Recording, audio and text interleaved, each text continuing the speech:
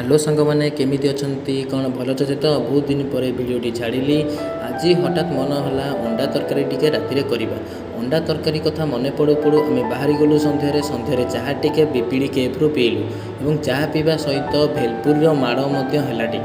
भेलपुर मजा टे अलग प्रकार सीधा बाहरी गलु आम अंडा किणापी से अंडा किणिलु और विभिन्न सामग्री किणिलु जिनिस सबू मार्केट रू आनी आमे पियाज रसुण लंका पकई मसलाटी को पूरा कषि देइथिलु एवं अंडा गुड़ी को आमे भाजी देइथिलु। अंडा गुड़ी को एमती साइज भाई भाजी देकी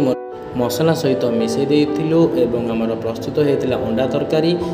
तरकारी बा अंडा कषा तादर टिके धनिया पत्र पकईकी आमे प्रस्तुत कर देइथिलु। आपण माने केबे जदि हॉस्टेल रे एमती अंडा तरकारी करिथे ताले कमेंट रे निश्चय जणांतु एवं हॉस्टेल बैचलर लाइफ रे अंडा तरकारी करिवार मजा किछि अलग प्रकार इंडक्शन ने पुणी यदि भिडियोटी भल लगी लाइक सब्सक्राइब निश्चित करेंगे। रही जय जगन्नाथ।